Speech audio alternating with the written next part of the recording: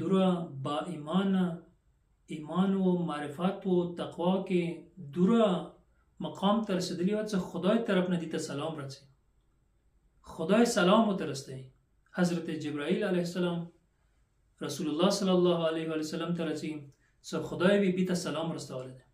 بیا رسول الله صلی الله علیه و سلم بی ته ایسه ان الله یقرئک السلام، چې خدای ته سلام رسولی دی، ته خدای سلام کوي. دغه مقام ته بی رسیدلی و. پیغمبر په باره کې دا لیکلی دي چې پیغمبر به ډیره زیاته هغه وفات نه بعد رحلت نه بعد به ډیره زیاته یادوله، او کله به چې یاد کړله ګریه به کوله، ژړا به کوله، غمگین به کېدلو، محزون به کېدلو.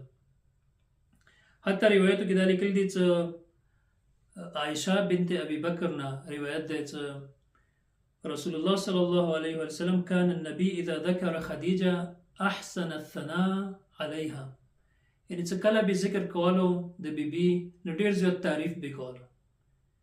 نو بیا د عائشه بنت ابي بکر یې چې فقلت له يوما ما تذكر منها وقد ابدلك الله خيرا منها، چې دوره زیات ذکر یې ویلې کوي، دوره زیات تعریف یې ته ویلې کوي، چې هغه نه زیات ته هغه نه بهتره ته میلاو شوي دی، نو هغې دوره تعریف ویلې کوي.